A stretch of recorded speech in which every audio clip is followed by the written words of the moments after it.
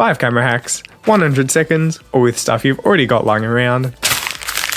Let's go. Hack number 1, skateboard or towel dolly. So panning shots can look really cool, but odds are that doing them handheld is just going to end in pretty shaky footage. So for our first hack, you're going to want to grab either a towel or a skateboard, put your camera on top of the one you've picked, and then by dragging it along, you can see we can get silky smooth panning shots and cut out most of the shade that came from doing the shot handheld. Hack number 2, epic photo backgrounds. Trying to take a photo of something, but the background's just so boring? We can get an awesome looking background by hopping onto a computer and searching up some cool wallpapers. Grab one you like, and then what we're going to do is place the thing we're trying to photograph in front of the wallpaper. I'd also like to put down a sheet of paper just for a more even looking surface. Grab the shot and we've got an awesome looking background for our subject. Experiment around and see what you can do. Hack number 3, sunnies for our camera. So if you're trying to take video in bright light but don't want to stop down your lens, then you're probably after an ND filter. If you don't have one lying around though, then a pair of sunnies can work great in a pinch. Just wipe them off to make sure they're nice and clear, and then hold them in front of your camera lens to cut out some of the light from passing through and to get a better exposed shot. Hack number 4, mobile phone reflector. Now this hack just looks really cool. When you're out taking a shot, you can use your phone almost like a mirror to reflect part of the scene back into your camera and use it to create these really cool reflection shots. You can experiment around a bit to get some really awesome and unique photos. Hack number 5, paper bokeh shapes. Bokeh balls can look really nice themselves, but with a piece of paper and a pair of scissors,